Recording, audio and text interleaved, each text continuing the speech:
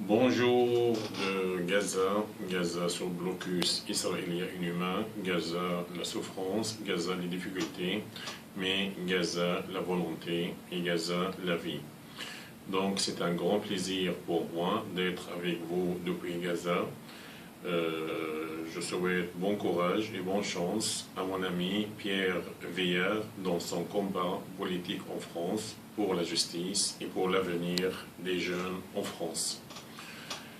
Et je salue donc le soutien de notre ami Pierre Veillard à la cause palestinienne comme cause de justice.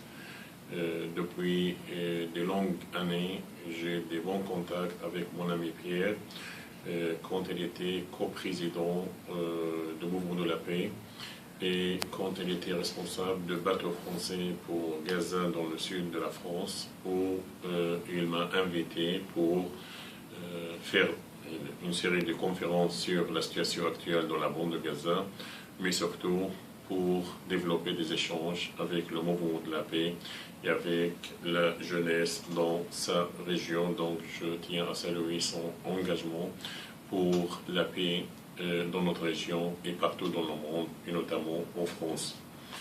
D'abord, je vais parler de la situation actuelle dans les territoires palestiniens, la Cisjordanie au nord de la Palestine et la bande de Gaza au sud de la Palestine.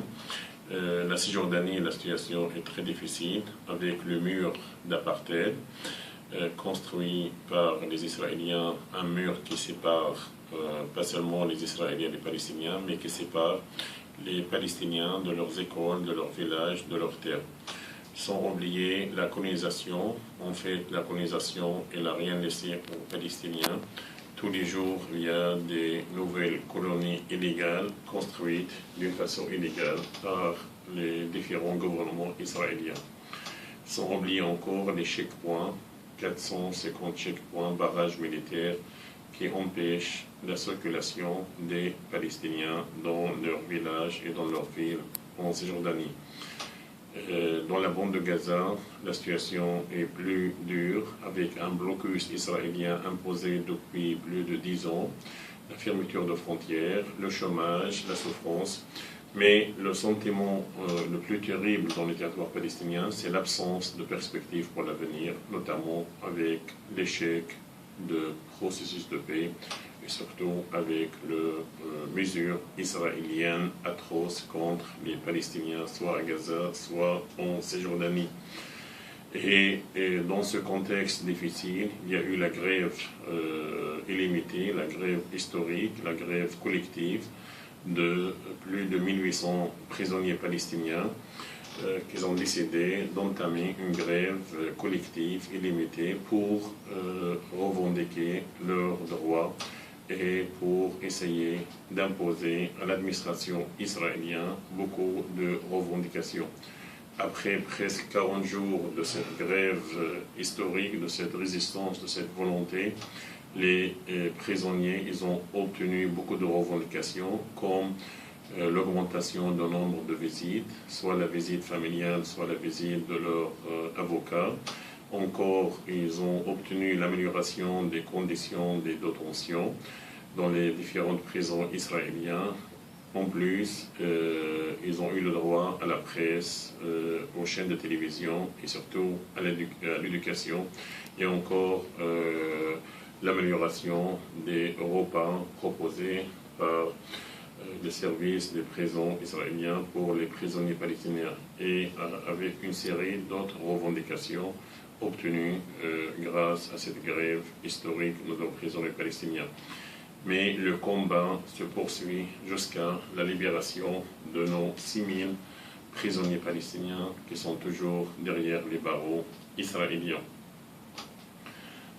Voilà, donc je vais parler un peu de département de français à l'Université Al-Aqsa de Gaza que je dirige depuis plus de 6 ans et surtout le centre de la paix puisqu'on a travaillé beaucoup avec Pierre dans des activités, des échanges entre les jeunes de Gaza et les jeunes de Gab et de sud de la France avec le mouvement de la paix, avec le centre de la paix. Le centre de la paix c'est un centre créé à l'Université Al-Aqsa par des universitaires et par des jeunes palestiniens pour promouvoir les principes de la démocratie, de la paix, de la tolérance dans une région qui souffre de l'injustice, qui souffre de l'intolérance de la part de l'armée de l'occupation israélienne qui continue à agresser et à bombarder, notamment la bande de Gaza. Donc le centre, elle est très active malgré le contexte particulier dans la bande de Gaza. Elle organise des débats, des conférences,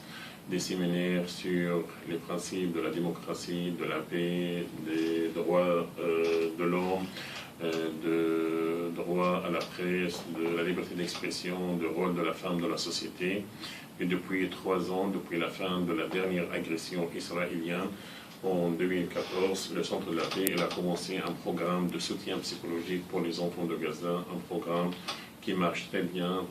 Presque chaque année, on organise plus de 40 à 45 séances de soutien psychologique partout dans la bande de Gaza, notamment dans les écoles, dans les jardins d'enfants et dans les centres pour toucher. On a touché presque 10 000 enfants en 3 ans qui ont participé de ces séances de soutien psychologique pour faire oublier les horreurs de différentes agressions israéliennes. Voilà. Et dans ce cadre, on a créé une radio francophone en 2012. Une radio, donc c'était la première chaîne en français depuis Gaza. On a travaillé entre 2012 et 2013, mais à cause de la guerre de 2014, on était obligé d'arrêter. Après, on a repris en 2015 et en 2016. Mais malheureusement, en 2017, à cause des problèmes techniques et problèmes financiers, on a décidé d'arrêter le programme de radio. Mais vous pouvez visionner toutes nos émissions de radio qui sont sur notre chaîne de département de français, sur la chaîne de YouTube.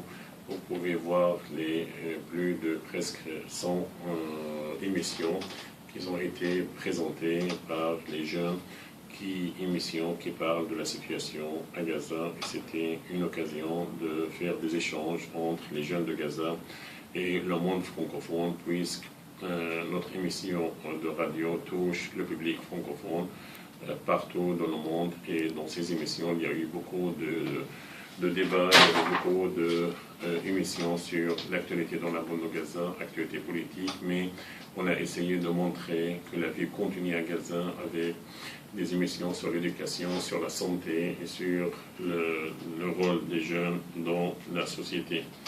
Et personnellement, donc, je suis coordinateur de Centre de la Paix, je suis directeur du département de français et j'ai animé la radio francophone de Gaza. Mais je suis encore écrivain et poète d'expression française. C'est vrai, c'est difficile d'écrire et de composer des poèmes dans les conditions actuelles de Gaza, notamment sous les bombes, avec l'absence de perspective, et surtout dans des conditions qui ne sont pas toujours faciles, comme les coupures d'électricité, comme la fermeture de passage, comme mon interdiction de sortir de Gaza depuis plus de 4 ans. Mais malgré ça, j'ai décidé d'écrire et de composer des vers. J'ai publié donc 4 recueils de poésie, 3 en France et 1 au Canada. Le dernier recueil, il a été publié donc, chez Scribes à Strasbourg en 2016. Il a eu beaucoup de succès et en France, dans les pays francophones. Et voilà, donc c'est difficile pour moi d'écrire, mais mes poèmes sont des poèmes de paix, d'histoire, et surtout de volonté de montrer, malgré le contexte actuel dans la bande de Gaza, malgré les différentes agressions israéliennes, malgré le blocus, malgré la fermeture de frontières, malgré l'absence de perspective, mais j'essaye de composer des vers, des phrases, des mots pour donner de l'espoir pour cette jeunesse palestinienne souvent désespérée, mais surtout pour partager ces poèmes avec le monde francophone, un monde qui de plus en plus on soutient à la cause palestinienne, à la cause de justice. Et nous, comme Palestiniens, et notamment les Palestiniens francophones, nous comptons beaucoup sur la position de l'Europe, et notamment les pays francophones. Et c'est pour cette raison que nous avons salué l'arrivée du président Macron à la tête de l'État français Nous avons beaucoup d'espoir qu'il y aura des changements. C'est vrai, pour nous, Palestiniens, la France, elle a une position plus ou moins équilibrée, une position objective concernant le conflit israélo-palestinien.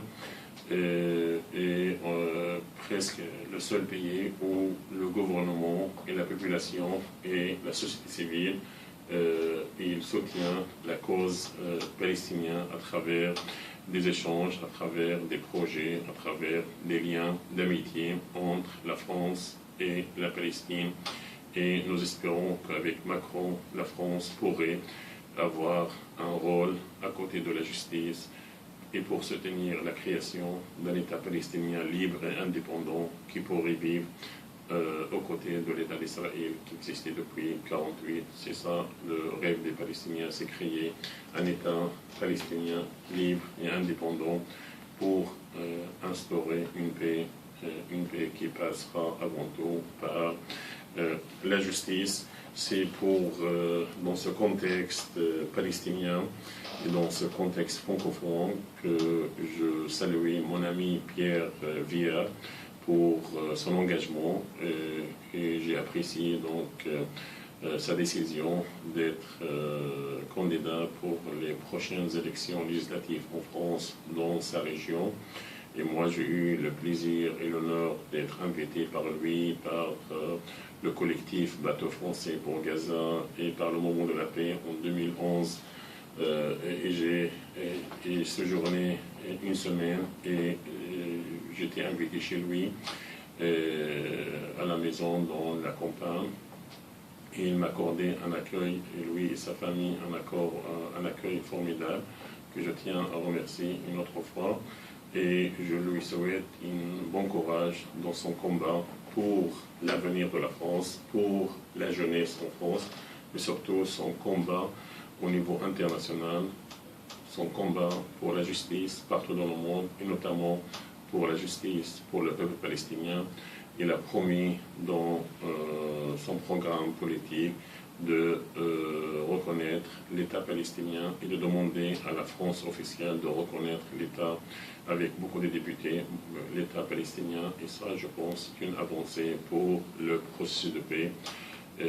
Pierre Villard, en dehors de mon séjour à Gap et au sud de la France en 2011, on a continué nos échanges et j'ai eu le plaisir de l'avoir rencontré plusieurs fois à Paris avec le Mouvement de la paix, où on a continué nos échanges via Internet, via email, et j'apprécie son engagement et sa détermination et sa bonne volonté pour développer une culture de la paix auprès des jeunes en France et surtout son engagement au niveau international et son engagement pour la cause palestinienne.